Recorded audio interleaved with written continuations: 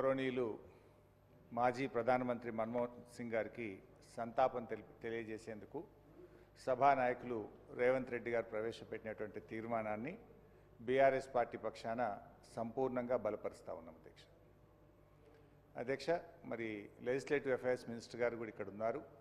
ఒక విషయం కూడా వారి దృష్టికి తెచ్చి నేను విషయంలోకి వెళ్తా అధ్యక్ష. మన్మోహన్ సింగ్ గారు పెద్దల సభలో ఆయన 33 సంవత్సరాలు పెద్దల సభలో పనిచేశారు.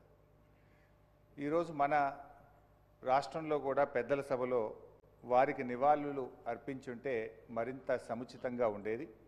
ఎమ్మెల్సీలు చాలామంది కూడా అడుగుతున్నారు, ఎందుకు మన్మోహన్ సింగ్ గారి సంతాప తీర్మానాన్ని శాసన మండలిలో పెట్టలేదు అనేటువంటి విషయాన్ని వాళ్ళు కూడా అడుగుతూ ఉన్నారు. మరి శాసనసభ పెట్టినప్పుడు శాసన మండలిలో కూడా పెట్టి వారికి నివాళులు అర్పించుంటే మరింత బాగుండేది. దాన్ని వారు గమనంలో తీసుకుంటారని చెప్పి భావిస్తున్నాను. ఇకపోతే అధ్యక్ష, మన్మోహన్ సింగ్ గారు భౌతికంగా ఆయన మన మధ్య లేకపోయినా ఆయన దేశానికి చేసినటువంటి సేవలు చరిత్ర ఉన్నంత కాలం నిలిచే ఉంటాయి అధ్యక్ష.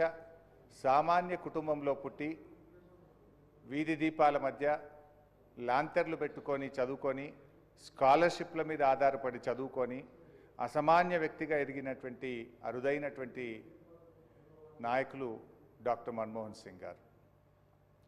ఆర్థిక శాస్త్రాన్ని బోధించే అధ్యాపకుడుగా దేశ ఆర్థిక విధానాలను నిర్దేశించే స్థాయికి వెళ్ళారంటే క్రమశిక్షణ కలిగిన వ్యక్తిత్వం, దేశం కోసం కష్టపడి పనిచేయాలనేటువంటి పట్టుదలే కారణం అధ్యక్ష. విదేశాల్లో కూడా ఆయనకు ఎన్నో గొప్ప గొప్ప అవకాశాలు వచ్చాయి.